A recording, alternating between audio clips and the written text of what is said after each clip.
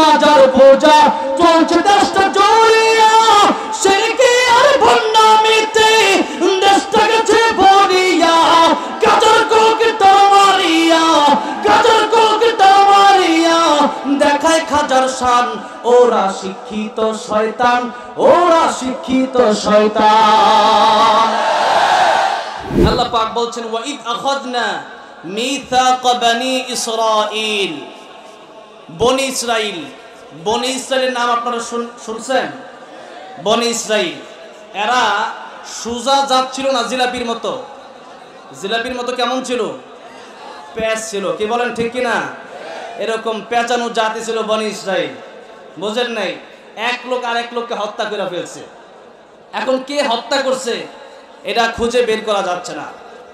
আল্লাহ পাক মূসা আলাইহিস সালামকে বলছে আপনি বলেন একটা গরু জবাই করতে।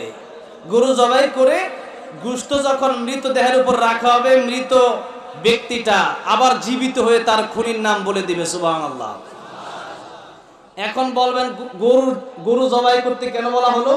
যেটা অনেক কারণ আছে। বিশেষ করে হিন্দু যারা, এরা তো গরুকে মা মানে। কি মানে? মা মানে। এরা গরুকে মা মানে। এই জন্য আমি ইন্ডিয়া যখন গিয়েছিলাম, ইন্ডিয়া যাওয়ার পরে দেখলাম অনেক গরু মেইন রোডে শুয়ে আছে। তো আমাদের গাড়ি যখন যাচ্ছিল তখন গরু যতক্ষণ পর্যন্ত হাঁটতেছিল গাড়ি অফ করে দাঁড়িয়ে আছে। বললাম কি হলো?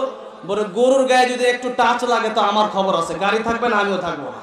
তো গরু হচ্ছে এত সম্মান করে গরুকে। গরু যদি মা হয়, বাপ হয় কে? চিন্তা করা যায়? এই জন্য গরু কোনোদিন মা হতে পারে? গরু কোনোদিন মা হতে পারে না। তারা সেই বিশ্বাস তখন অনেক গরু যে মা এটা তারা তখনই মানত। তখন এই জন্য আল্লাহ পাক এই ইচ্ছা যেন বন্ধ হয়ে যায়, এই জন্য আল্লাহ সুবহানাহু ওয়া তাআলা বললেন ও পয়গম্বর মুসা কালিমুল্লাহ, আপনি আপনার উম্মতদেরকে বলেন তারা যেন একটা গরু জবাই করে, একটা গাভী জবাই করে। এই গাভীটার গোশত, বাকারা মানে গাভী, বাকারা মানে কি? গাভী। এই সূরা থেকে আজকে আলোচনা করব। এখন তারা যেন একটা গাভী জবাই করে, এক টুকরা গোশত যদি দিয়ে দেয় তাহলে মৃত ব্যক্তি জীবিত হয়ে যাবে। সুবহানাল্লাহ। এখন আল্লাহর ইচ্ছা হলো তারা যেন গাভী জবাই করে। এখন তারা এমন তেরা জাত, তারা তো মুসা আলাইহিস সালামের কথা অনুযায়ী একটা গরু জবাই দিয়ে দিলেই হয়, একটা গাভী জবাই দিয়ে দিলেই হয়। ঠিক কিনা বলেন? তারা গাভী জবাই দেয় না। এরা জিজ্ঞাসা করে ও মুসা, তুমি তোমার আল্লাহর কাছে জিজ্ঞাসা করো গাভীটা কি লাল না কালো না হলুদ না নীল, কোন কালার? আল্লাহ বলে দিয়েছে যে কালার ঠিক করে দিলাম। এরা কয় গাভীটা মোটা না চিকুন, গাভীটার বয়স কেমন হইতে হইব, গাভীটা বেশি বড় না বেশি ছোট। এখন আপনি মনে করেন হোটেলে গেলেন, হোটেলে যাওয়ার পর জিজ্ঞাসা করলেন ভাই হোটেলে কি আছে? একজন বলল ভাই রুই মাছ, তেলাপিয়া মাছ, কাতলা মাছ, বোয়াল মাছ, পাঙ্গাস মাছ, ইলিশ মাছ, পুঁটি মাছ, বহুত মাছের নাম বলছে। না আপনি বললেন ঠিক আছে, আপনি আমার একটা ইলিশ দেন। তো আপনার জিজ্ঞাসা করলো ইলিশের মাথা দেবো না ইলিশের পেট দিমু নাকি ইলিশের লেঞ্জা দিমু? কথাটা বোঝেন নাই। এখন আপনি বললেন ঠিক আছে ইলিশের পেটটাই দেন। ও বললো পেটটা যদি একবারে মাথার সাইডের পেটটা দিব, লেঞ্জার সাইডের পেটটা দিব। তো এখন বললেন যে আপনি মাঝখান থেকে একটা দিলেই হয়, ও কাটা সহ দিব না কাটা ছাড়া দিব? একটা দাও, কাটা সহই দেও। ঠিক আছে, বোনা খাবেন না ঝোল খাবেন? এই বেলা কি আর খাওয়া হবে বলেন? এরকম তেরা যাচ্ছিল বনি ইসরাইল। তো এরকম করতে করতে আল্লাহ একটা গাভী রাখছিলেন ওই সময়। ওই একটা গাভী অনেক কষ্ট করে অনেক স্বর্ণ দেওয়ার পরে গাভীটা নিতে হয়েছে। তো এরা ছিল এমন তেরা জাতি। আল্লাহ পাক এই তেরা জাতির কথা বর্ণনা করছে কারণ আল্লাহ জানে আমাদের এই শেষ জামানার কিছু লোকেরাও যখন কোরআন হাদিসের কথা বলা হবে তখন তেরামি করবে। এরকম লোক আছে না নাই? অনেক লোক বলে নামাজ পড়লে লাভ কি হবে, আমরা নামাজ লাগে না, আমরা এমনি জান্নাতে যাবো। নাউজুবিল্লাহ বলেন। আবার অনেক বাউলা আউলা জাউলা শিল্পী আছে যারা এখন এমপিও হয়ে গেছে, এরা বলে মনের নামাজ বড় নামাজ। আমি বলি মনের নামাজ যদি বড় নামাজ হয় তাহলে মনের খাবারও বড় খাবার হতে হবে। বট গাছের সাথে 3 দিন বেঁধে রাখা হবে, কোনো খাবার দেওয়া হবে না। এরপরে যখন খাওয়ার জন্য চিল্লাচিল্লি করে কাঁদবে তখন বলা হবে তুই মনে মনে কলা আর পানি খায়া থাক, তোর কোনো খাওয়ার নাই। কারণ যেই ব্যক্তি বলে মনের নামাজ বড় নামাজ, তার এইভাবে শাস্তি না দিলে সে তেরা সোজা হবে না। এখন আসুন বনি ইসরাইল, তাদের কথা আল্লাহ পাক বললেন। বনি ইসরাইলের কাছ থেকে আমি আল্লাহ তাআলা ওয়াদা নিয়েছিলাম, তাদের কাছ থেকে আমি আল্লাহ রাব্বুল আলামিন প্রতিশ্রুতি নিয়েছিলাম। তারা 8টা কথা, কয়টা? এই 8টা আমাদেরকে শিক্ষার জন্য আল্লাহ পাক বললেন। এখন 8টা কথা আমরা মেনে চলবো। প্রথমে তরজমাটা করে দেই। 1 নম্বর, লা তা'বুদুনা ইল্লাল্লাহ, আল্লাহ ছাড়া কারো ইবাদত করা যাবে না। আল্লাহ ছাড়া কারো ইবাদত করা যাবে। নাম্বার 2, ওয়াবিল ওয়ালিদাইনি ইহসানা, পিতামাতার খেদমত করতে হবে, পিতামাতার হক পরিপূর্ণ আদায় করতে হবে। নাম্বার 3, ওয়াদিল কুরবা, আত্মীয় স্বজনের হক আদায় করতে হবে, রক্তের বন্ধন অটুট রাখতে হবে। নাম্বার 4, ওয়াল ইয়াতামা, ইয়াতিমের হক আদায় করতে হবে। নাম্বার 5, ওয়াল মাসাকিন, মিসকিনের হক আদায় করতে হবে। নাম্বার 6, ওয়াকুলু লিন্নাসি হুসনা, মানুষের সাথে কথা বলতে হবে, উত্তম ভাবে কথা বলতে হবে, সুন্দর সাবলীল ভাষায় কথা বলতে হবে। ওয়া আকিমুস সালাহ, নামাজ নিজে পড়তে হবে, আরেকজনকে নামাজের দাওয়াত দিতে হবে। ওয়া আতুজ যাকাত, যাদের নেশাব পরিমাণ মাল আছে তারা এই সম্পদের যাকাত দিবে। এই মোট হলো 8টা কথা। এই 8এর ভিতরে আরো 8 ঢুকলে হবে 16টা কথা। হয়তো 8ও বলতে পারি, সময় থাকলে 16টাও বলতে পারি। যতগুলো কথা বলবো আল্লাহ যেন এই যে কথা বললাম এতটুকুই যদি কেউ বুঝেন যে কোরআনে বলছে, এটা জুবাইর আহমদ তাশরিফের কথা না, এটা কোনো মোল্লা মৌলবীর কথা না, এটা কোনো সরকারের কথা না, এটা কোনো এমপির কথা না, এটা কোনো মন্ত্রীর কথা না। কোরআনে যেই কথা এসেছে আল্লাহ বলছে, কেন বলছে সেটা জিজ্ঞাসা করার টাইম আমাদের নাই। আমরা মুসলমান, যা করব আল্লাহর জন্য করব, বাঁচবো আল্লাহর জন্যই বাঁচবো, মরবো আল্লাহর জন্যই মরবো, দুনিয়ার কোনো মানুষের জন্য মরবো না। এটা হবে মুসলমানের পণ, এটা হবে মুসলমানের প্রতিজ্ঞা, এটা হবে মুসলমানের ওয়াদা, এটা হবে ইমানদারের আদর্শ। ইমানদার দুনিয়ার কোনো মানুষের জন্য, দুনিয়ার কোনো কাফিরের জন্য মরতে পারে না। ইমানদার বাঁচলেও বাঁচবে আল্লাহর জন্য, মরলেও মরবে কার জন্য? আল্লাহ বলছে, ওয়ালা তাকুলু লিমান ইউকতালু ফি সাবিলিল্লাহি আমওয়াত বাল আহইয়াউ ওয়ালাকিন লা তাশউরুন। আরে আল্লাহর জন্য যদি মরে যান, এই যে ফিলিস্তিনে আপনারা দেখেছেন শত শত বাচ্চারা, তাদের এত সাহস হয় কিভাবে আপনারা বুঝেন না? এত সাহস তো তাদেরকে বাবা মা শিক্ষা দিয়েছে, বাবা মা বলে দিয়েছে এই যে এই দুনিয়াতে এসেছো এটা কিন্তু আসলে থাকার জায়গা না, এটা কিন্তু আর দুনিয়া সিজনুল মুমিন ওয়া জান্নাতুল কাফির। আরে এই দুনিয়া মুমিনদের জন্য জেলখানা আর কাফিরের জন্য বালাখানা। কাফিরের জন্য কি জান্নাত, বালাখানা মানে কি কাফেরদের জন্য কি জান্নাত। এখন আমরা মাঝে মধ্যে অনেক সময় অনেক কিছু হুজুর আছে বাংলাদেশে বর্তমানে, হুজুর হইল 3 প্রকার। কয় প্রকার? জুবরান কয় প্রকার? 1 প্রকার হুজুর হইল সরকারি হুজুর, আরেকটা হইল মিল্লাতের হুজুর, আরেকটা হইল উম্মতের হুজুর। মিল্লাতের হুজুর, উম্মতের হুজুর আর সরকারি হুজুর। উম্মতের হুজুর মানে দুনিয়াবাসী যেদিকে সে ওইদিকে। এখন মনে করেন জামালপুরে সবাই মিষ্টি খায়, যেদিন 12 রবিউল আউয়াল আসে সবাই মিষ্টি খায়, এখন মনে করেন সেও মিষ্টি খায় আর নাচে। এরকম হুজুরও কিছু আছে না নাই?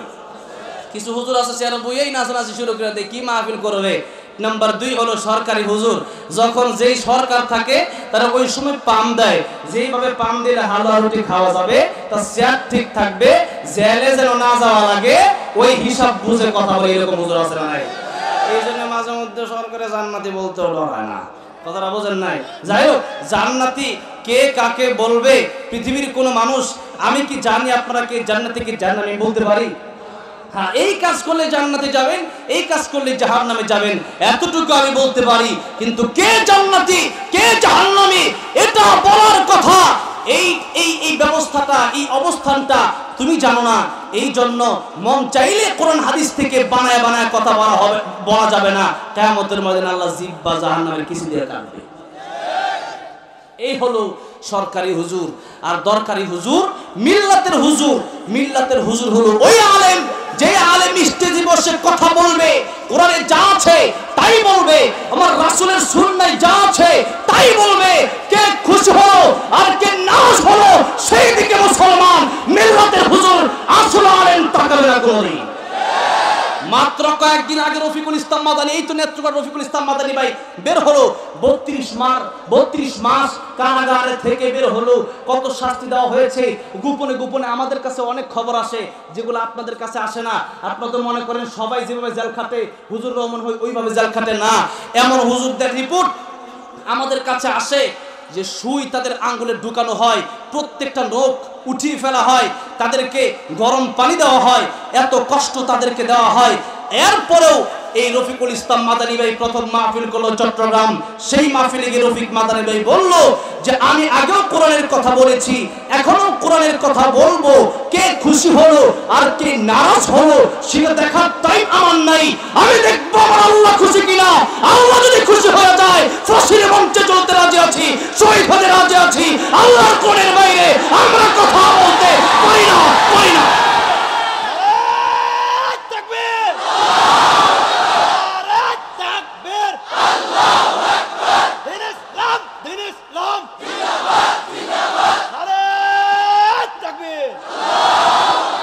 সুতরাং আমরা কোরআন থেকে যখন কোনো কথা শুনবো, কোরআন থেকে যখন কোনো কথা আমরা বোঝার চেষ্টা করব, মনোযোগ দিয়ে শুনবো ইনশাআল্লাহ। এবং যে কথাগুলো আমরা শুনবো আমি আমার পক্ষ থেকে কোনো কথা বানায় বলবো না ইনশাআল্লাহ, তোমরা ইনশাআল্লাহ যতগুলো কথা বলবো আল্লাহ কোরআন থেকে বলবো।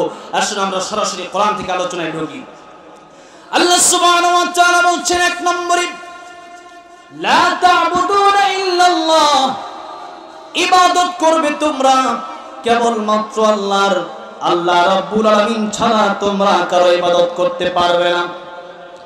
মাথায় গিয়ে সিজদা দেওয়া যাবে না, সূর্যের কাছে মাথা নত করা যাবে না, চন্দ্রের কাছে মাথা নত করা যাবে না, দুনিয়ার কোন মানুষের কাছে মাথা নত করা যাবে না, আদালতে গিয়ে মাথা নত করা যাবে না, কোর্টে গিয়ে মাথা নত করা যাবে না, দুনিয়ার কোন নেতার সামনে মাথা নত করা যাবে না, দুনিয়ার কোন নেত্রীর সামনে মাথা নত করা যাবে না। ও বান্দারে, আমি আল্লাহ তাআলা তোমার সৃষ্টি করলাম আলমে আরওয়াহ থেকে নিয়ে মায়ের পেটের ভিতরে। তোর দুনিয়াতে খাবার দেওয়ার মতো কেউ ছিল না, সেখানে আমি আল্লাহ তাআলা খাবার দিলাম। মায়ের পেটের থেকে তুই যখন বের হলি, বান্দারে তোর দাঁত নাই, এই মুহূর্তে তুই খাবে কি? মায়ের বুকে আমি দুধ দিয়ে দিলাম, বেশি গরমও না বেশি ঠান্ডাও না। ডাক্তার বলেছেন মায়ের বুকের দুধের এত উপকার, দুনিয়ার সব খাবার যদি দেওয়া হয় মায়ের দুধের মতো হবে না। মায়ের 1 ফোঁটা দুধের মতো কোনো খাবার পৃথিবীর হবে না। এই জন্য মায়ের দুধের বড় উপকার। আপনি কোনোদিন মায়ের পেটে থাকা অবস্থায় বলেন না আল্লাহ, মায়ের পেট থেকে যখন বের হব আমার মায়ের বুকে আমার মায়ের স্তনে আপনি দুধ দিয়ে ভরপুর করে দিন।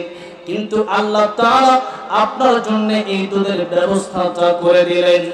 আর পরে আপনার দাঁত নাই, আপনি ওইরকম ভিআইপি খাবার খেতে পারেন না, এই জন্য আল্লাহ দুধের ব্যবস্থা করে দিলেন।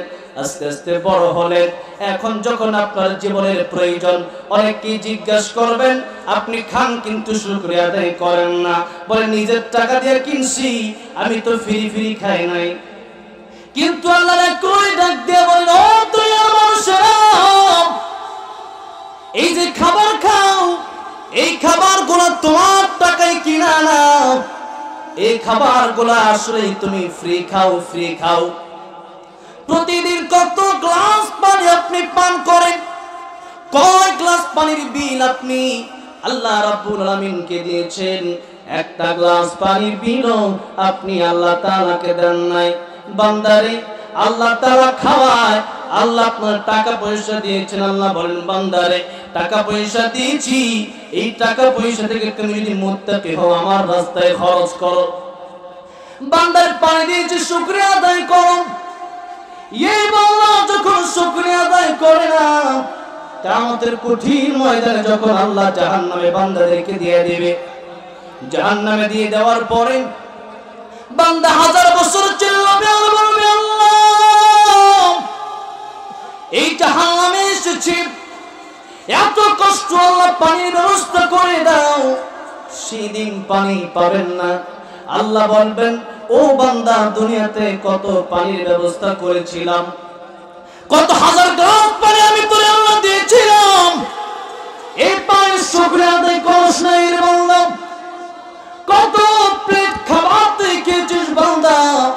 শুকরিয়া আদায় করিস না এ বান্দা। যুবক ভাইরা, কথা না বলি, একটু আল্লাহর জন্য আমরা কথা না বলি, আল্লাহর জন্য কথা না বলি, আল্লাহর জন্য খামোশ হয়ে যান, আল্লাহ আপনার প্রতিদান দিবে। আর যদি এখানে বিশৃঙ্খলা তৈরি করেন, আল্লাহ নারাজ হয়ে যাবে। কেউ কথা বলবেন না, একজনও কথা বলবেন না। আপনার রক্ত গরম আছে, রক্ত ঠান্ডা ছিল, বসেন ইনশাআল্লাহ। যাদের জন্য সমস্যা হচ্ছে তারা একটু কথা শুনলেই তো হয়, বসেন। আল্লাহ তাআলা বলেন, ও দুনিয়ার মানুষেরা, তোমাদেরকে খাবার দিলাম। আল্লাহ বলে যে কথা বলতেছেন, ও দুনিয়ার মানুষেরা, আল্লাহ তাআলা আপনাদেরকে খাবার দিয়েছেন। এখন আল্লাহর ওলি বলতেছেন, ও দুনিয়ার মানুষেরা, খাবারটা মনে করেন আপনি খাইলেন। এখন বলবেন, আমি তো 1000 টাকা দিয়ে ইলিশ মাছ কিনেছি।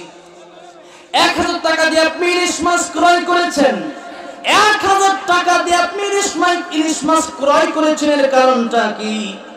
প্রথম যে ব্যক্তিটা জেলে, উনি যে ইলিশ মাছ ধরলো, জাল খরচ হয়েছে, নৌকার তেল খরচ হয়েছে। উনি যে রোদ্রের ভিতরে পুরোপুরি স্বাদ ইলিশ মাছ ধরলো, এর একটা খরচ আছে।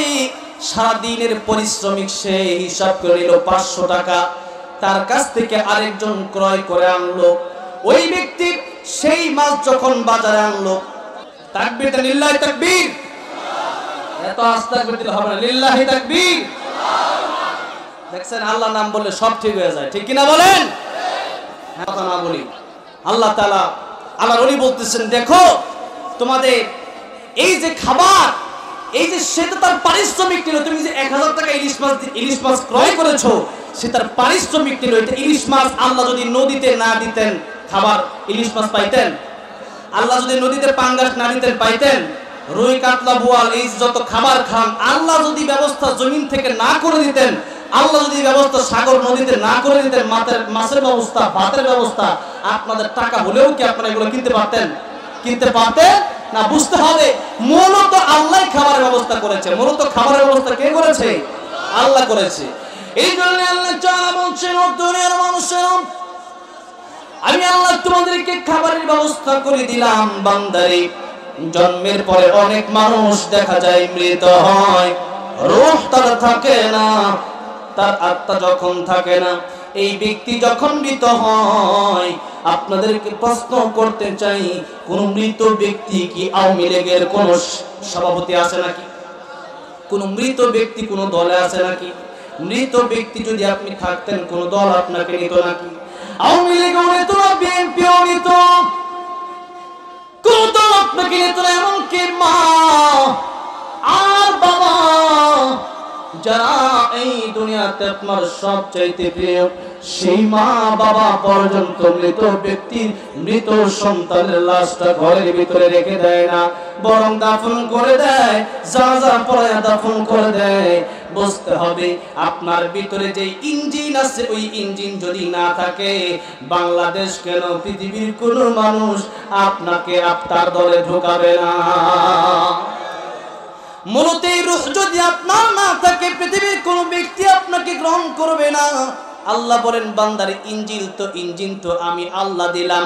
ইঞ্জিন যদি না থাকে, এই ডাব্বা দিয়ে কোনো কাজ হবে না। ইঞ্জিন যদি না থাকে, ট্রেন চলবে না। ইঞ্জিন যদি না থাকে, বাস চলবে না। ইঞ্জিন যদি না থাকে, বিমান চলবে না। ইঞ্জিন যদি না থাকে, হেলিকপ্টার চলবে না। ইঞ্জিন না থাকলে কিছুই চলবে না। আল্লাহ ডাক দিয়া বলেন, ও বান্দা, আমি আল্লাহ তোরে ইঞ্জিন দিয়ে দিলাম, এই ইঞ্জিনের মাধ্যমে তোর বডিটারে আমি আল্লাহই চালাই। এই মুহূর্তে জামালপুর সহ গোটা বাংলাদেশের কত মানুষের দিকে আপনি লক্ষ্য করে দেখবেন, কত মানুষের চক্ষু নাই, কত মানুষের হাত নাই, কত মানুষের পা নাই। ও বন্ধুরে, ও আল্লাহর বান্দা, যাদের হাত নাই, যাদের পা নাই, যাদের চক্ষু নাই, এদের দিকে তাকায়া আপনার কি একবার কল্পনা আসে না? যেই ব্যক্তির চক্ষু নাই, যেই ব্যক্তির হাত নাই, যেই ব্যক্তির পা নাই, এই ব্যক্তির মতো তো আল্লাহ তাআলা আমাকেও বানাতে পারতো, ঠিক কিনা বলেন? আর স্টেজে আমি ওয়াজ করতেছি, ওয়াজ করে আমি স্টেজ থেকে নামতে পারবো কিনা আমি জানি না। এই স্টেজ থেকে নেমে বাড়িতে যেতে পারবো কিনা এটাও তো আমি জানি না। আগামী 24 নভেম্বর সেই ফেরি মাহফিল ছিল, 3 জন বক্তারা, 3 জন আলেমের। 2 জন আলেমের একজন ছিল আমার খুব ঘনিষ্ঠ বন্ধু মানসুরুল হাসান নুরি, আরেকজন গতকালকে মাওলানা আরশাদ সাহেব অ্যাক্সিডেন্ট হয়ে গাড়ি অ্যাক্সিডেন্ট হয়ে মারা গেল, পৃথিবী ছেড়ে দিনের জন্য চলে গেল। পোস্টারে 3 জন বক্তার নাম। আর ভিতরে আগামী 24 তারিখে যদি সেই প্রোগ্রাম হয়, আজকেও আরো প্রায় 8 দিন বাকি আছে, 8 দিন বাকি আছে ঠিক, কিন্তু পোস্টারের নামও আছে, কিন্তু সেই 3 জন বক্তার 2 জন বক্তাই পৃথিবী ছেড়ে 1 সপ্তাহ ব্যবধানে চলে গেলেন। ও দুনিয়ার মুসলমান, ফিরোজ শাহের কবর তো আমি দেখে এসেছি শহীদ বুদ্ধিজীবীতে। আজ থেকে প্রায় 2 বছর আগে আমাকে মিরপুর শহীদ বুদ্ধিজীবীতে দাওয়াত করা হয়েছিল। সেখানে মুফতি দেলোয়ার সাহেব দামাত বারাকাতুহু মজুর ছিলেন, আর অনেক বড় বড় আলেমেরা ছিলেন। বাদ মাগরিব আমার আলোচনা শেষ ছিল, সেখানে আমি গেলাম। যাওয়ার পরে দেখলাম অনেক বুদ্ধিজীবীদের কবর, সেখানে কবরগুলো দেখলাম, কবরের উপরে নাম লেখা আছে। আমি নামগুলো পড়তে শুরু করলাম। নামগুলো পড়তে পড়তে একটা সময় আমার চোখের সামনে সেই নাম ভেসে আসলো, নামটা হলো ফিরোজ শাহ। আমি ফিরোজ শাহের নামটা পড়ার সঙ্গে সঙ্গে শিহরিত হয়ে গেলাম। এই তো সেই ফিরোজ শাহ যার ইতিহাস কিতাবে পড়েছি, যেই ফিরোজ শাহ মঞ্চে গান গাইতে গাইতে বলেছিল 1 মিনিটের নাই ভরসা, 1 মিনিটের নাই ভরসা বলল, আর তার জীবন সেই স্টেজে শেষ হয়ে গেল, পৃথিবী থেকে চিরচিরের জন্য বিদায় নিয়ে চলে গেল। আমার ভাইরা, আমার বন্ধুগণ, গভীর মনোযোগ। এই মুহূর্তে এখান থেকে আপনি মৃত্যু, আপনি এই মুহূর্তে জীবন্ত অবস্থায় উঠতে পারবেন কিনা আপনি জানেন না। আমি জীবন্ত অবস্থায় বাসায় ফিরে যেতে পারবো কিনা আমিও জানি না। আমার ভাইরে, আল্লাহ তাআলা পৌঁছাতে চান ও দুনিয়ার মুসলমানেরা, ও দুনিয়ার হিন্দুরা, ও দুনিয়ার খ্রিস্টানেরা, ও দুনিয়ার বৌদ্ধরা, মুসলমান অমুসলমান, মুসলিম অমুসলিম, মুমিন বেঈমান যারা আছো না কেন, ইঞ্জিন যদি মুহূর্তে বের হয়ে যায়, রূহ যদি মুহূর্তে বের হয়ে যায়, পৃথিবীর কেউ তোমাকে ধরে রাখবে না। আজকে এই মুহূর্তে রূহ যদি বের হয়ে যায়, আগামীকাল সকালে আপনার দাফন হয়ে যাবে। 3.5 হাত মাটির নিচে আপনারা চলে যাওয়া লাগবে। আপনার এই জমিন কত বিঘা বিঘা জায়গা আছে, বাড়ি গাড়ি আপনার অভাব নাই, ব্যাংকের টাকার অভাব নাই। এই টাকা পয়সা আপনার কবরে দেওয়া হবে না, সম্পদ আপনার কবরে যাবে না, বাড়ি গাড়ি আপনার কবরে যাবে না। আল্লাহ বলতে চান, ও দুনিয়ার মানুষেরা, এই দুনিয়াটা শুধু ধোঁকা ধোঁকা ধোঁকা। টাকার নোটের পিছনে পড়ে তুমি সুদ ধরলা, ঘুষ ধরলা, আমার ইবাদত বন্ধ করলা। জমির লোভে বোনকে জমি দিলা, জমির লোভে আমি আল্লাহর বিরুদ্ধে কথা বলতে তোমার একটু হৃদয়টা কাঁপলো না। তোমার এই দুনিয়ার 1 কাপ চায়ের বদৌলতে তুমি আমি আল্লাহকে ভুলে গেলে। ও দুনিয়ার মানুষেরা, এগুলা কিন্তু তোমার সাথে কবরে যাবে না। আজকে মরে দেখো, তোমার বিবি তোমার সাথে কবরে যাবে না, তোমার সন্তান তোমার সাথে কবরে যাবে না, তোমার স্ত্রী, তোমার স্বামী, তোমার নেতা, তোমার নেত্রী তোমার সাথে কবরে যাবে না। তাহলে কার জন্য আল্লাহর বিরোধিতা করেন? দুনিয়ার একটা মানুষের জন্য তো আল্লাহর বিরোধিতা করেন। 1 কাপ চায়ের জন্য হয়তো মাঝে মধ্যে ইমাম সাহেবকে ধমক দেন, একটু ক্ষমতা দেখার জন্য মাঝে মধ্যে তোমার সাহেবকে ধমক দেন, একটু ক্ষমতা আছে, কিছু টাকা পয়সা আছে, এই জন্য তো কোরআনের সাথে মাঝে মধ্যে বেয়াদবি করেন। কিন্তু আল্লাহ বলেন, বান্দারে, এই ক্ষমতা তো আসল ক্ষমতা তোর না। এই যে আমি চেয়ারে বসেছি, আমার কিন্তু মনে মনে এই ধারণা নিয়ে আমি বসেছি যে 1 ঘন্টার পরে চেয়ার আর আমার থাকবে না, চেয়ারে গোলাম রব্বানী সাহেব বসবে, ঠিক কিনা বলেন? একটু পরে চেয়ারে আমি বসতে পারবো না। ঠিক তেমনি ভাবে এই দুনিয়াতে যত মানুষ আসবে, এই বাড়িতে আপনি থাকেন, আপনার চিন্তা করে থাকা লাগবে হয়তো একটা ঘন্টা পরেই আমার বাড়িটাতে আর আমি আর থাকতে পারবো না। প্রত্যেকটা জায়গায় যার যে চেয়ার আছে, চেয়ারম্যানের চেয়ার, মেম্বরের চেয়ার, এমপি মন্ত্রীর চেয়ার, যার যে জায়গায় চেয়ার আছে না কেন, একটা সময় সেই চেয়ার হস্তান্তর হয়ে আরেকজনের কাছে চলে যাবে। সব ঠিক থাকবে দুনিয়াতে, কিন্তু আপনি দুনিয়াতে থাকবেন না। আল্লাহ পাক বলেন দুনিয়া ধোঁকা ধোঁকা। নবীজি বলেন এই দুনিয়াটা কি জানেননি? এই দুনিয়া হলো দুনিয়া মাজরাআতুল আখিরা। এই দুনিয়া হলো কর্মক্ষেত। এই দুনিয়াতে তুমি যা লাগাইবা তুমি আখিরাতে তাই পাইবা। এই দুনিয়াতে দান খেত লাগাইলেই এই দান খেত থেকে দান নিয়ে আবার 6 মাস 4 মাস পরে মানুষ খায়। একবার ধান লাগায় আর একবার মানুষ ঘরে গিয়ে খায়। নাকি ধান ক্ষেত যখন লাগায় তখন কি ধান ক্ষেত থেকে ধান খাওয়ার সময় আছে নাকি? ধান কেউ খায় নাকি? ধান ক্ষেত লাগায় 1 মাস 2 মাস 3 মাস 4 মাস পরে এই ধান যখন ভাত চাউলে রূপান্তরিত হয়, এটাকে মেলে নিয়ে যায়, এটাকে ভাঙায়, এরপরে এই চাউল ঘরে নিয়ে আরাম আয়েশ করে খায়। এর মানে 4 মাস কষ্ট করলে পরে আরো 8 মাস খাওয়া যায়। 4 মাস কষ্ট না করলে 8 মাস খাওয়া যায় না। দিনের বেলায় কষ্ট করে, রাতের বেলায় টাকা পয়সা ইনকাম করে বাড়িতে এনে খাওয়া দাওয়া করে। যে ব্যক্তি ব্যবসা করে ওই ব্যক্তির চিন্তা হলো আমার সকাল 9টায় উঠতে হবে। ব্যবসা না করলে বিকালে হয়তো রুজি আসবে না। ব্যবসা না করলে বিকালে হয়তো স্ত্রীকে খাবার দিতে পারবো না, সন্তানটাকে খাবার দিতে পারবো না। জাটার বাড়ি আমার কপালে পড়বে, জুতার বাড়ি আমার কপালে পড়তে পারে। এই সন্তান হয়তো বাড়ি থেকে চলে যেতে পারে, স্ত্রী হয়তো আমার শ্বশুর বাড়ি চলে যেতে পারে। কেন চলে যেতে পারে? খাবার যদি না দিতে পারি তাহলে হয়তো চলে যাবে। এই চিন্তা করে সকাল 9টায় দোকানে যায়, রাত 11টা 12টা পর্যন্ত দোকানদারি করে। তার চিন্তা হলো সারাদিন ডিউটি করব, রাতের বেলায় বাসায় গিয়ে একটু আরামে খাওয়া দাওয়া করব।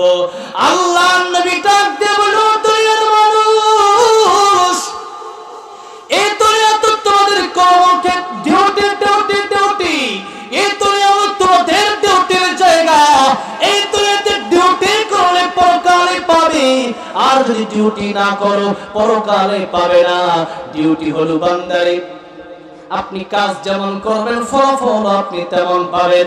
আপনি যদি তেঁতুল গাছ লাগান আর যদি কিয়ামতের কঠিন ময়দানে মালতার আশা করেন, আপেল গাছের আশা করেন, তেঁতুল পাবেন, টক পাবেন, মিষ্টি পাবেন না। ফারিকুম ফিল জান্নাতি ওয়া ফারিকুম ফিস সাঈর। একটা হলো জান্নাতি আর একটা হবে জাহান্নামী। এই দুনিয়াতে আপনি কত দল করতে পারবেন? শত শত দল তো বাংলাদেশে আছে। আল্লাহ বলেন না, ফারিকুন ফিল জান্নাতি ওয়া ফারিকুন ফিস সাঈর। বান্দারে একটা দল হবে জান্নাতি আর একটা দল হবে জাহান্নামী। বান্দারে জাহান্নামের কাজ করবা, আশা করবা জান্নাত পাবা না। আশা করবা জান্নাত হবে না, জাহান্নামের কাজ করে আসলে করবা জান্নাত, অবশ্যই জান্নাত পাবে। আল্লাহ বলেন জান্নাতের জন্য আমি আল্লাহ শর্ত দিয়ে দিলাম। তোমাদের ইবাদতের প্রথম শর্ত হলো ঈমান। ঈমান আনার পরে আপনি ইবাদত যতদিন করবেন, ইবাদতের অর্থ হলো আপনি শুধু নামাজ পড়বেন, রোজা রাখবেন, হজ করবেন, যাকাত করবেন, শুধুমাত্র কেবলমাত্র এটার নাম ইবাদত না। মুমিন বান্দা আপনি হাসবেন, এটা ইবাদত। আপনি কাঁদবেন, এটা আপনার জন্য ইবাদত। মসজিদে যাবেন, এটা ইবাদত। যেমন টয়লেটে যাবেন, সেটাও ইবাদত। আপনি হাঁটবেন রাস্তা দিয়ে, এটাও ইবাদত। আপনি গাড়িতে বসে থাকবেন, সেখানেও হবে আপনার ইবাদত। আপনি বাবা মায়ের সাথে কথা বলবেন, সেটাও হবে ইবাদত। আত্মীয় স্বজনের সাথে কথা বলবেন, সেটাও হবে আপনার ইবাদত। আপনি মানুষের সাথে চলাফেরা করবেন, এটাও হবে আপনার ইবাদত। অর্থাৎ জীবনের শুরু থেকে নিয়ে মৃত্যু পর্যন্ত যাই করবেন সবই হবে মুমিনের জন্য ইবাদত। ইবাদত হবে কেমনে? 1 নম্বর শর্ত হলো আমার আল্লাহর হুকুম, 2 নম্বর শর্ত হলো রাসূলের তরিকা। কয়টা বললাম? জোরে কয়টা? 2টা। 1 নম্বরে কার হুকুম, 2 নম্বরে কার তরিকা? রাসূলের তরিকা। এই কোন বাবার তরিকা? বাবার তরিকা হলে হবে? আমরা তো কই অমুক বাবা এটা করেছে, অমুক দাদা এটা করেছে, এগুলো দিয়ে ইসলাম চলে না। কোন বাবা কি করেছে, কোন বাবা কি করেছে, কোন দাদা কি করেছে, এগুলো দিয়ে ইসলাম চলে না। ইসলাম চলে আল্লাহ কি বলেছে, রাসূল কি করেছে। কি দিয়ে চলবে বলেন? কি দিয়ে চলবে? আল্লাহ কি বলেছে, রাসূল কি করেছে, যদি ইসলাম চলবে। এর বাইরে যদি কোনো হুজুর, আমিও বলি আমার কথা আপনারা মানতে পারবেন না। আপনারা মানবেন আমার কথা? যে বাইরে বলি কেউ মানতে পারবেন না আমার ভাইরা, আমার বন্ধুগণ। কিন্তু দুঃখজনক হলেও সত্য, আল্লাহ তাআলা অন্য আয়াতে বলেছেন ওয়াবুদুল্লাহ ওয়া লা তুশরিকু বিহি শাইআ, ইবাদত করো আমার আর আমার সাথে কাউকে শরীক করো না। কিন্তু বাংলাদেশে এখন পীর পূজা, খাট পূজা, মাজার পূজা, তালা পূজা, ল্যাংটা বাবার পূজা আছে না নাই? অমুক বাবা তমুক বাবা, শুধু বাবাই না, এদের মাজারে গিয়ে সিজদা দেয়, এরপরে বলে যে বাবার দরবারে গিয়া আপনি চাইলে আল্লাহ আপনারা দিবে। আল্লাহ বলেন না, এগুলো হবে না, এগুলো চলবে না। এগুলো নূহ আলাইহিস সালামের কওমে যখন নাকি 4-5 জন লোক ছিল, তাদের কথা আল্লাহ সূরা নূহ 29 নম্বর পারায় বলেছেন। তারা আল্লাহর ওলি ছিল, তারা যখন মারা গেল শয়তান তাদেরকে ধোঁকা দিল যে দেখো আল্লাহর ওলি যারা, এরা যখন মারা গেছে তোমরা আল্লাহকে পাইতে হলে এদের কবরে গিয়ে পূজা করো। নাউজুবিল্লাহ বলে। সেখানে গিয়ে থামলো না, এরপরে শয়তান বলল এক কাজ করো, তারা তো আল্লাহর ওলি ছিল, কবরে গিয়ে পূজা করে কি করবা? তারা যেরকম ছিল ওইরকম আকৃতিতে ভাস্কর্য মূর্তি বানাও, এদেরকে গিয়ে পূজা করো, তাহলে আল্লাহ খুশি হয়ে যাবে। নাউজুবিল্লাহ বলেন। এরকম কাজগুলো যখন তারা শুরু করলো, সেখান থেকে এখনো মূর্তি, ও আমার বাবার মূর্তি, আমার দাদার মূর্তি, এই যে মূর্তিগুলা সম্পূর্ণ হারাম আল্লাহ করেছেন। এই জন্য কোনো ভাস্কর্যের সামনে কোনো মুসলিম মাথা নত করতে পারে না। কোনো পীর পূজা, খাট পূজা, এরপরে তারা বাবা, ল্যাংটা বাবার পূজা কোনো মুসলমান করতে পারে না। যে বলে ঠিক না? ঠিক। কবি বলেন পীরগিরি আর মাজার পূজা চলছে দেশটা জড়িয়া, শিরকে আর ভণ্ডামিতে দেশটা গেছে ভরিয়া, গাজার কোকে তামারিয়া, গাজার কোকে তামারিয়া, দেখায় খাজার শান, ওরা শিক্ষিত শয়তান, ওরা শিক্ষিত শয়তান। ঠিক কিনা বলেন? দুর্নীতির আখড়ায় বসে জাহির করে জ্ঞান, কলম দিয়া কামায় টাকা, আবার ধরে সাধুর বান, ওরা শিক্ষিত শয়তান, ওরা শিক্ষিত শয়তান, ওরা শিক্ষিত শয়তান, ওরা শিক্ষিত শয়তান। শিক্ষা আছে, শিক্ষার কোনো অভাব নাই, কিন্তু শয়তানের পদাঙ্ক অনুসরণ করেছে, শয়তানের পথ ধরেছে। এই জন্য কবি বলেন শিক্ষিত শয়তান। এই জন্য কোনো পীরের পায়ের পূজা চলবে নাকি? হাত পূজা, মাঠ পূজা, মাজার পূজা, কবর পূজা। আরে আপনাদেরকে আমি জিজ্ঞেস করতে চাই, পীরের কবরে গিয়ে যদি সিজদা করা যায় হতো, তাহলে আমার নবীর রওজায় তো মাত্র কয়েকদিন আগে তো আমি আমার নবীজির রওজা জিয়ারত করে আসলাম। বলেন তো যারা উমরায় গিয়েছেন বা হজে গিয়েছেন, মদিনাতুল মুনাওয়ারায় গিয়েছেন, কেউ কি কোনোদিন দেখেছেন নাকি আমার নবীর কবরে কেউ সিজদা করে? শুধু সিজদা কেন, মাথা যদি কেউ একটু নোয়াতে চায়, সাথে সাথে পুলিশ বলে এদিকে চলে যান, এখানে থাকা যাবে না, বেশিক্ষণ থাকতেই তো দেয় না। সেই জায়গায় আর আজকে আমাদের এমন কোন বাবা হয়ে গেছে যে তার কবরে পূজা করতে হবে, তার কবরে সিজদা দিতে হবে, যেখানে আল্লাহর নবীর কবরে আল্লাহর নবী নিষেধ করেছেন সিজদা দেওয়ার জন্য, সেখানে দুনিয়ার কোনো ভণ্ড, দুনিয়ার কোনো ভণ্ড না হোক, ভালো পীর যদি হয়, আমার নবীর চেয়ে বড় পীর কি পৃথিবীতে আছে? বলেন আমার নবীর চেয়ে বড় পীর পৃথিবীতে আছে? সুতরাং বাংলাদেশে যেখানেই পীরের কবর পূজা করা হবে, কবরে সিজদা হবে, সেখানে যুবকদের বাধা দিতে হবে। যুবকরা যদি ঠিক হয়ে যায়, গোটা বাংলাদেশ ঠিক হয়ে যাবে। যুবকরা যদি ইসলামের পক্ষে কথা বলে, কোন বিপক্ষের ক্ষমতা নাই যে যুবকদের বিপক্ষে কথা বলবে। যুবকদের পাওয়ার আছে না নাই? কম না বেশি? আওয়াজ শুনেই বোঝা যাচ্ছে, ঠিক কিনা বে ঠিক? আওয়াজ শুনেই বোঝা যাচ্ছে। যুবক ভাইরা যদি হুঙ্কার দেয়, যখন মাজার পূজা, খাট পূজা, কবর পূজা হবে, যুবক যদি হুঙ্কার দিয়ে বলতে পারে এলাকায় কোনো মাজার পূজা চলতে দেওয়া হবে না, সেখানে কারো বাবার ক্ষমতা নাই যুবকের বিরুদ্ধে কথা বলবে। এই জন্য জামালপুরের মুসলমান কোন জায়গায় যদি দেখেন এরকম কবর পূজা, সাথে সাথে প্রতিবাদ করতে হবে। রাজি আছেন না? ইনশাআল্লাহ আল্লাহ কবুল করেন। লিল্লাহি তাকবীর, লিল্লাহি তাকবীর।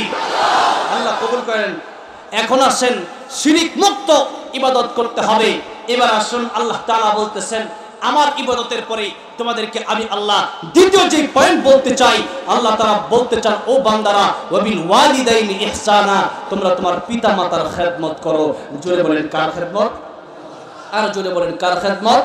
পিতামাতার খেদমত। বলেন তো এখন বর্তমানে পিতামাতার খেদমত বেশি না পিতামাতার সাথে বেয়াদবি হয় বেশি? অল্পের পিতামাতার সাথে বেয়াদবি করে। নবীজি বলেন হুমা জান্নাতুকা হুমা নারুকা, বাপ মাই তোমার জন্য জান্নাত, বাপ মাই তোমার জন্য জাহান্নাম।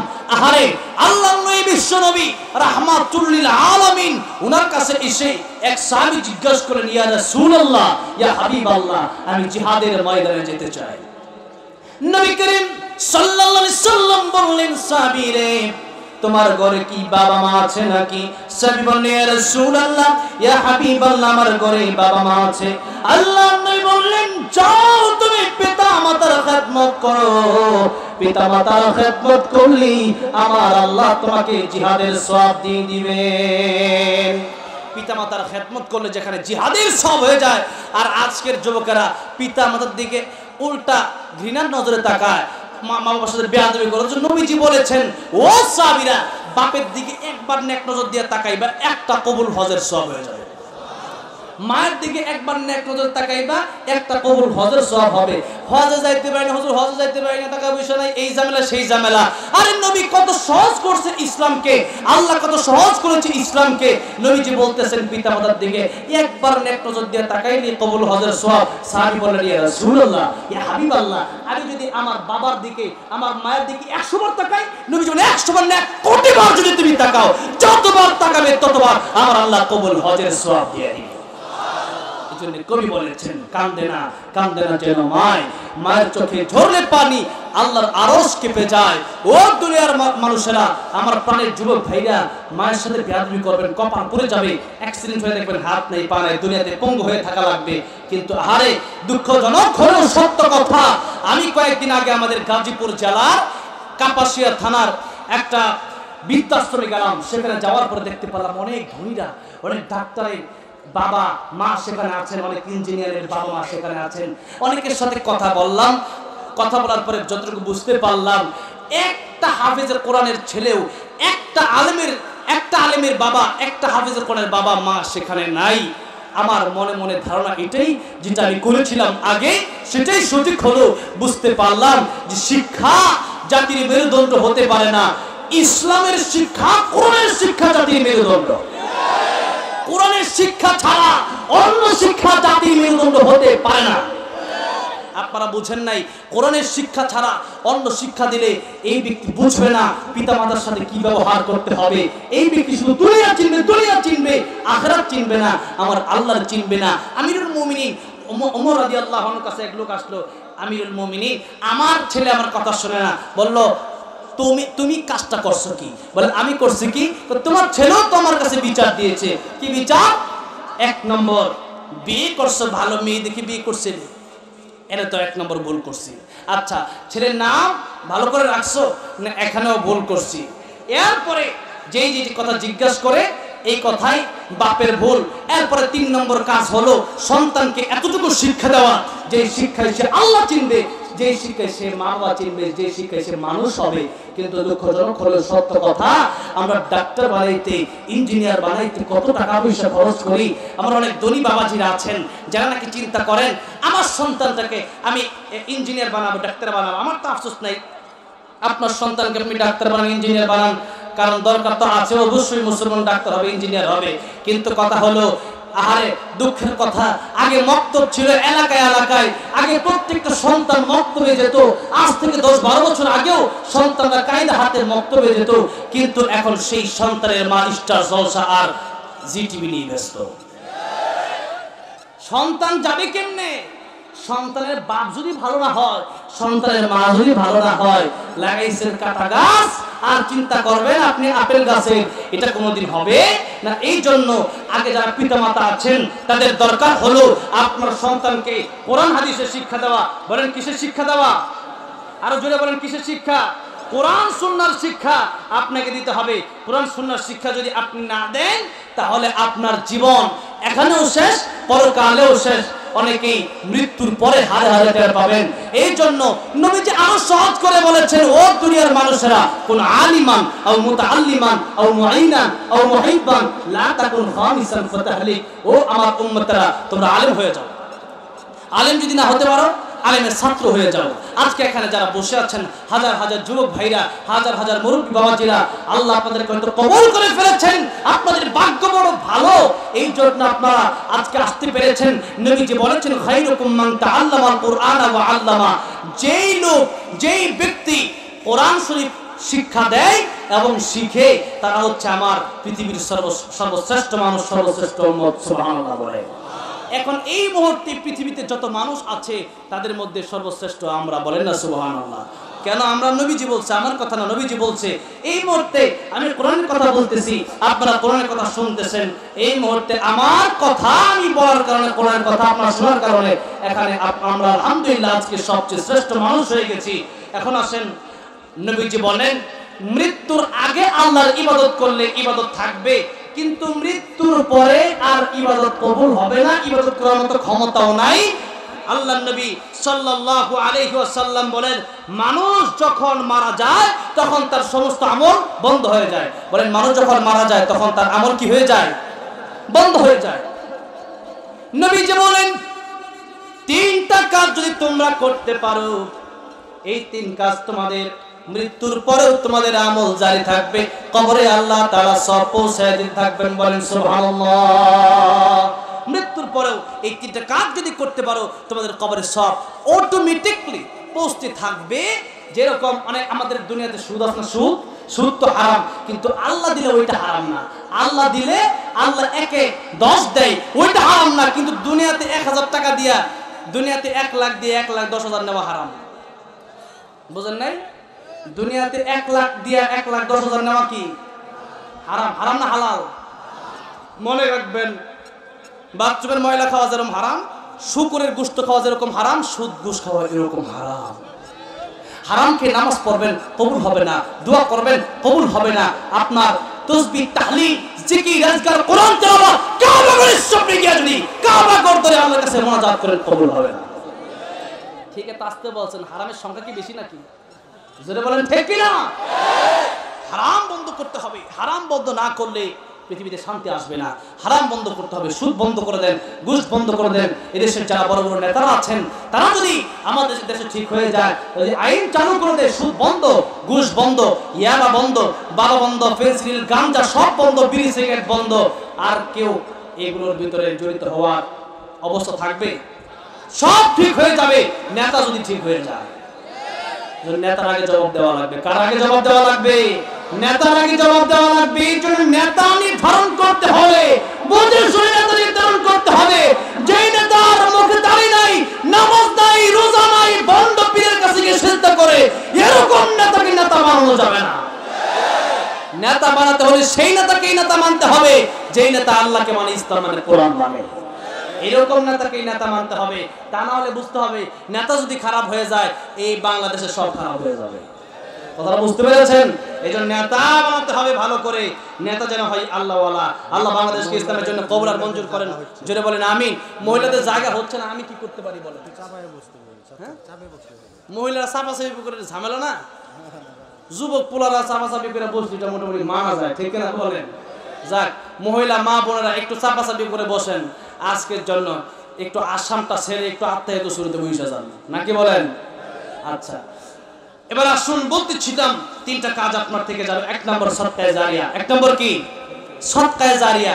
আপনি যদি কোনো রাস্তা করে দেন, আপনি যদি কোনো রাস্তা করে দেন, কোনো কল করে দেন, কোনো পানির টিউবওয়েল করে দেন, কোনো মানুষের জন্য যে সবাই পান করবে, যতদিন পানির ট্যাঙ্কি থাকবে, পানির টিউবওয়েল থাকবে, কল থাকবে, যতদিন পর্যন্ত এই দুনিয়াতে রাস্তাটা থাকবে, মানুষ চলাফেরা করবে, মানুষের আরামে থাকবে, ততদিন পর্যন্ত আপনার কবরে আল্লাহ অটোমেটিকলি সব পৌঁছায় দিবেন। বলেন সুবহানাল্লাহ। নাম্বার 2 হলো, আল্লাহর নবী বলেন, এমন সন্তান, এমন ব্যক্তি যার দ্বারা কোনো মানুষ এলেন থেকে তার কাছ থেকে ফায়দা উঠাতে পারে। যেমন আমি আজকে চেয়ারে বসে বলেছি, আলেম হতে, আলেম যারা হবেন তাদের লাভটা কতটুকু দেখেন। আমি আজকে চেয়ারে বসে বললাম, এই তিনটা কথা, যেই তিনটা কথা আপনারা আমল করবেন, মনে করেন আমি বললাম আল্লাহর ইবাদত করবেন, নামাজটা ছাড়বেন না, বিড়িটা মুখে দিবেন না, দাড়িটা কামাবেন না, আল্লাহর হুকুম রাসূলের তরিকায় চলবেন। আমি যে বললাম আমার কথা শুনে যারা আমল করেছে সবার সওয়াব আমি এখন মারা গেলে তারা দুনিয়াতে ইবাদত করবে, আমার কবরে আল্লাহ সবটুকু পৌঁছায় দিবেন। তাদের আমার কবরে আল্লাহ তাদের আমলের সবটা পৌঁছায় দিবেন। এই জন্য সন্তানকে আলেম বানান, আলেম নিজে হন, সন্তানকে আলেম বানান। এই সন্তান জান্নাতে হলে তো আপনাকে নিয়ে যাবে ইনশাআল্লাহ, ঠিক না বলেন? এই জন্য একটা সন্তানকে মাদ্রাসায় দেন, এই সন্তানটা আপনার জানাজাটা কমপক্ষে পড়াতে পারবে। আনহর ইমাম সাহেব ঠিকই পড়বে, আপনার সন্তান চুপ করে দাঁড়িয়ে থাকবে, সবাই কাঁদবে, আপনার সন্তানের মুখ দিয়ে কিছুই বের হবে না, জানাজার নামাজ কিভাবে পড়ে ওইটাও পারবে না। এই জন্য আলেম যারা হবে, যদি কেউ আলেম হয় তার এই কথার মাধ্যমে কেউ যদি আমল করে এটা আল্লাহ কবরে পৌঁছায় দিবে। নাম্বার 3 হলো নেককার সন্তান। বলেন কি? নেককার সন্তান কেউ যদি রেখে যায়, অথবা আপনার সন্তান নাই মনে করেন, অথবা সন্তান আছে হাফেজ আলেম বানাতে পারলেন না, একটা সন্তান গরিব, একটা সন্তান ইয়েতিম, আসলে আমার আলোচনার অংশ এটা, ওয়াল ইয়াতামা ওয়াল মাসাকিন।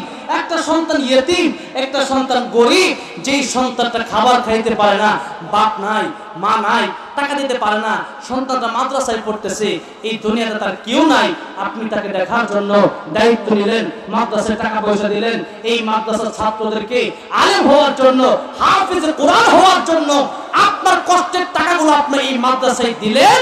এই সন্তান যখন আলেম হবে, এই সন্তান যত মানুষকে নসিহত করবে, এই সন্তানের কোরআন তেলাওয়াত যাদেরকে শিখাবে তারা আরো মানুষকে শিখাবে, তারা আরো মানুষকে শিখাবে, কিয়ামত পর্যন্ত যত হাফেজ কোরআন হবে, আলেম দ্বীন হবে, সবার সব আল্লাহ আপনার কবরে পৌঁছাবে।